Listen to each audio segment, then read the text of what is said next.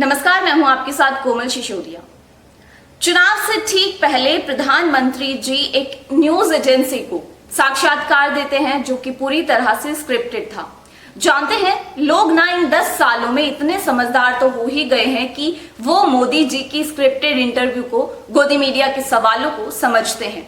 वो देश के प्रधानमंत्री से कितने तीखे सवाल करता है और इसमें समझने जैसा कुछ है भी नहीं, क्योंकि जिस प्रधानमंत्री ने बीते 10 सालों में एक भी प्रेस कॉन्फ्रेंस ना की हो और वो इंटरव्यू में इतनी बेबाकी से जवाब दे, तो फिर तो यही कहना पड़ेगा ना, वाह मोदी जी वाह। 14 अप्रैल में मोदी जी ने मैनिफेस्टो जारी किया जिसमें उन्होंने अपने बीते 10 सालों का लेखा जोखा, जो भी उन्होंने बड़ी बड़ी बातें और दावे किए थे, उनका रिपोर्ट कार्ड जनता के सामने रखना जरूरी नहीं समझा। और जब कल एएनआई की एंकर महोदया मोदी जी का इंटरव्यू कर रही थी, तो उन्होंने भी बजाय रिपोर्ट कार्ड जानने के अपने आका के मन मुताबिक सवाल पूछ लिए, क्योंकि वो टोटली स्क्रिप्टेड था। और ऐसा लोग बोल रहे हैं, सोशल मीडिया एक्स पर भी ट्रेंड कर रहा है। मनदीप भाटिया लिखते हैं कि हा हा हा, व्हाट अ फुस्सो defence, largest network, scripted and a joke of an interview.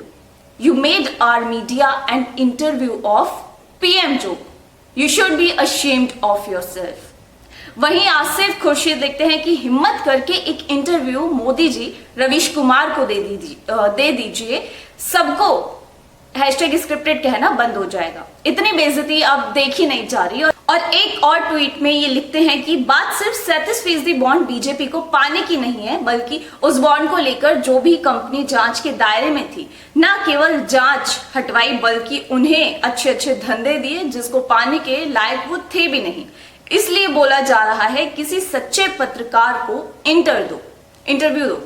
आपको बता दूं कि मोदी जी ने अपने इंटरव्यू में ईडी, सीबीआई और इलेक्टोरल बॉन्ड में हुई धांधली को लेकर काफी कुछ कहा, जिसमें कुल 3000 कंपनियों ने बॉन्ड खरीदे और 26 कंपनियां ऐसी हैं जिन पे कार्रवाई हो रही थी डिफरेंट एजेंसीज के थ्रू, और 16 कंपनी ऐसी थी जिन्होंने कार्रवाई होने के बाद बॉन्ड्स खरीदे। लेकिन यहाँ सवाल ये है कि वो 26 कंपनियां जिन पे कार्रवाई हो रही थी और वो 16 कंपनियां जिन्होंने कार्रवाई के बाद बॉन्ड्स खरीदे और उन्होंने वो बॉन्ड दिए, तो दिए किसको, ये एक दूसरा सवाल है।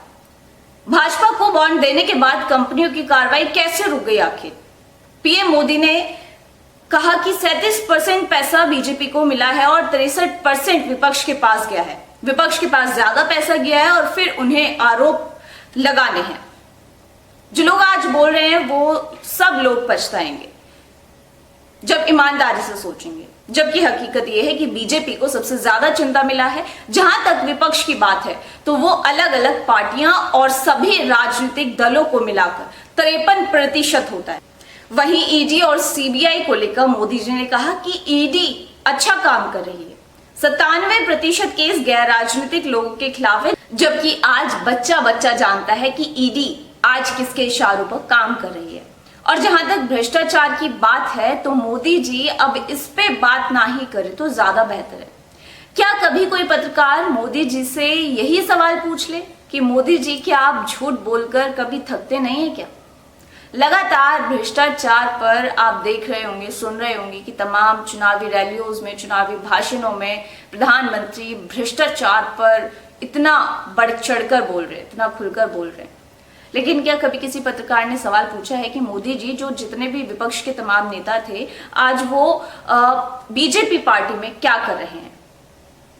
और लगातार भाजपा पर इस बात को लेकर आरोप लगते रहते कि बीजेपी जो है वॉशिंग मशीन है, क्योंकि विपक्षी दलों से आए भ्रष्ट नेता बीजेपी की वॉशिंग मशीन में धुलकर साफ हो जाते हैं और उन पर ईडी और सीबीआई की कार्रवाई बंद हो जाती है। लेकिन अब सवाल यही उठता है कि एक तो प्रधानमंत्री मोदी का ये interview, so called scripted interview जिसे लोग कह भी रहे हैं, और हालांकि ये एक स्क्रिप्टेड इंटरव्यू है, और सवाल यही है कि जिस तरह से जो इंटरव्यू अभी प्रधानमंत्री मोदी का हुआ है और जो एंकर महोदया थी जिन्होंने जो सवाल करे हैं, उन सवालों के अलावा एक भी क्रॉस क्वेश्चन प्रधानमंत्री मोदी से किया नहीं है। और भ्रष्टाचार हो, चाहे ईडी हो, सीबीआई हो या इलेक्टोरल बॉन्ड हो, वो सभी को पता है। हालांकि अब जनता भी जाग चुकी है कि इलेक्टोरल बॉन्ड एक सबसे बड़ा स्कैम है और इस बात को लगातार जो वित्त मंत्री निर्मला सीतारमण, उनके पति भी इस बात को लगातार बोल ही रहे हैं कि ये देश का सबसे बड़ा, दुनिया का सबसे बड़ा स्कैम है। और बात अगर चुनाव की जाए तो चुनाव में भी परगला प्रभाकर यही कह रहे हैं कि अगर मोदी जी इस बार आ गए सत्ता में तो उसके बाद हो सकता है शायद देश में चुनाव ना हो।